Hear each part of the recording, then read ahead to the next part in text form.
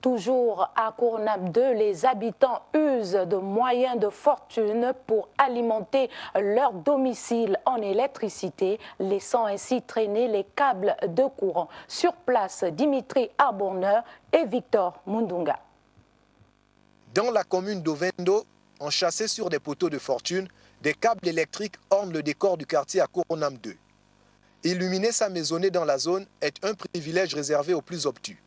Les gens de branchement anarchique, tout simplement par faute de moyens. Depuis que la Société Énergie et 2 du Gabon existe, il n'y a pas de mesures d'accompagnement concernant les personnes qui vivent dans ces environs.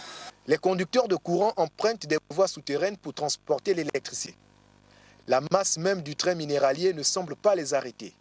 Le risque d'électrocution est permanent. Effectivement, c'est dangereux de procéder de cette manière, mais que voulez-vous que la population fasse dans la mesure où les sociétés habilitées à résoudre ces problèmes, malgré le financement qu'il y a dans ce pays, on n'arrive pas à se lever pour essayer d'alléger la situation des Gabonais.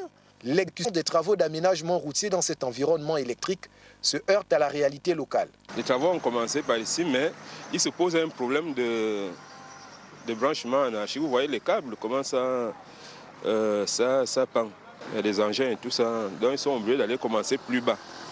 Ces articulations anarchiques du circuit d'alimentation au courant électrique des ménages, à quelques encablures de la centrale de la SCG, se couplent à une desserte en eau tout aussi brownienne.